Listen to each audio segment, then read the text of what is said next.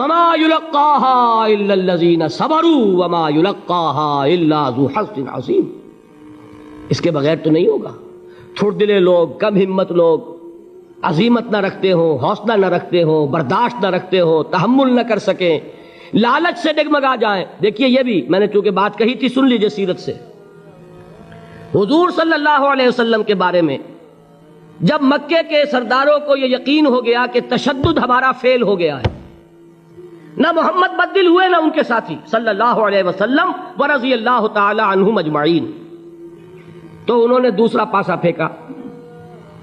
پہلا پاسا کیا تھا؟ استہزاء، تمسخر، مذاق، ڈیمورلائز کرو، نروس بریک ڈاؤن کرو، ان کا بیٹھ جائیں یہ پتاشے کی طرح، معلوم ہوا نہیں ہے تو کھڑے رہے. تو دوسرا وار مارو، ستاؤ، تکلیفیں دو، بھوکا مارو، دہکتے ہوئے انگاروں پر لٹاؤ، ان کو ہلاک کرو. معلوم ہوا یہ حربہ بھی ناکام ہو گیا. ایک آدمی واپس نہیں پھرا، ایک شخص کو بھی ہم اپنے اس تمام پرسیکیوشن سے نہ توحید سے ہٹا سکے، نہ محمد سے برگشتہ کر سکے صلی اللہ علیہ وسلم.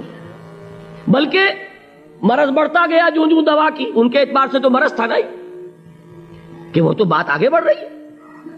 ہم نے جتنا دبایا، وہ جو کہا ہے کہ اتنا ہی یہ ابھرے گا جتنا کہ دبا دیں گے، تو ہمارا دباؤ جو ہے وہ ناکام ہو گیا. تو تیسرا بار آیا تھا، وہ کیا تھا؟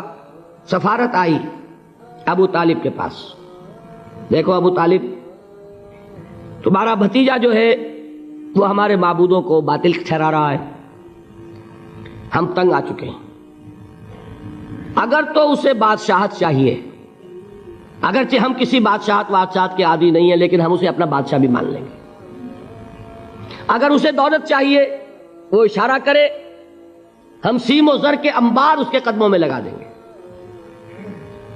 اور کہیں نکاح کرنا چاہے، اشارہ کر دے، جس اونچے سے اونچے گھرانے میں وہ چاہے گا قریش کے، ہم اس کی شادی کر دیں گے. تینوں ہی لالچ ہے نا دنیا میں. ویسے تو زر، زن، زمین، آپ کے ہاں یہ تین زے مشہور ہیں. زر، زن، زمین. زمین کو اقتدار سمجھ لیجئے، قوت سمجھ لیجئے، دبدبا سمجھ لیجئے. زن، زر اور حکومت، تینوں پیشکشیں انہوں نے کی. دیکھیے یہ ہوتے ہیں مرحلے تحریکوں کے لیے بہت ہی نازک. نبی کے لیے تو خیر کوئی امکان نہیں تھا. غیر نبی ہو تو سوچے گا نا، یہ بادشاہ بنا رہے ہیں، بادشاہ بنو، اس وقت تھوڑا سا کمپرومائز کر لو، پھر ہاتھ میں قوت آ جائے گی تو پھر سب ٹھیک کر لیں گے. اگرچہ کبھی ٹھیک نہیں ہوتا، وہ ٹھیک ہوتا ہے اسی پروسیس سے جو محمد الرسول اللہ نے اختیار کیا. یہ تمام ٹیمپٹیشنز ہوتی ہیں، راستے سے بھٹکانے کی کوشش، کہ دباؤ سے نہیں مانے تو یہ لالچ جو ہے یہ انہیں ہٹائے. کیا جواب تھا حضور کا صلی اللہ علیہ وسلم؟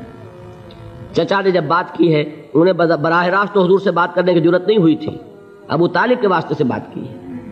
چچا نے جب بات کی ہے آ کر، حضور نے فرمایا چچا جان اگر وہ میرے داہنے ہاتھ میں سورج اور بائیں میں چاند رکھ دے تب بھی میں یہ کام نہیں چھوڑ سکتا. تو عزیمت میں نے کہا تھا، صبر کیا ہے؟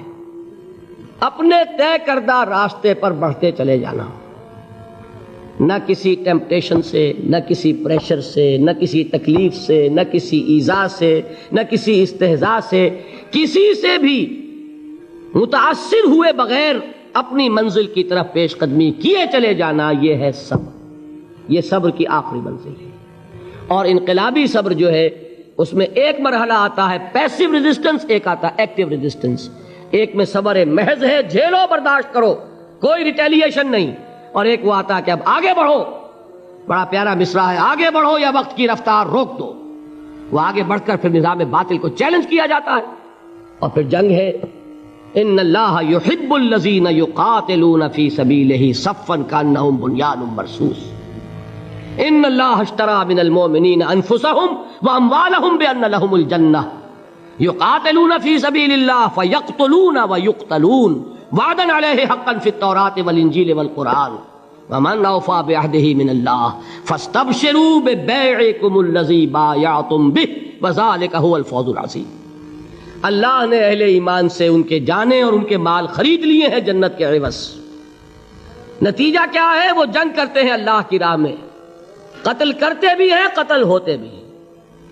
بدر میں 70 کو قتل کیا، مسلمان شہید ہوئے 13، 14ویں وہ تھے جو زخمی ہو گئے تھے واپسی پر مدینے کے راستے میں، ان کا بھی انتقال ہوا، 14 مسلمان ادھر 70، اور احد میں 70 صحابہ شہید ادھر 23۔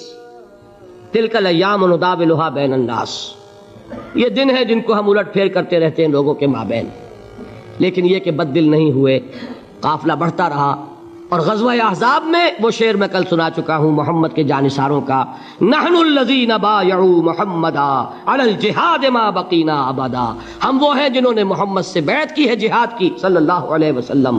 اب یہ جہاد، یہ قتال، یہ جنگ، یہ سرفروشی، یہ جاں فشانی جاری رہے گی جب تک جان میں جان ہے، یا تخت یا تختہ، یا اللہ کا دین غالب ہوگا، اور یا ہم اپنی جانیں اسی کام میں اللہ کے حوالے کریں۔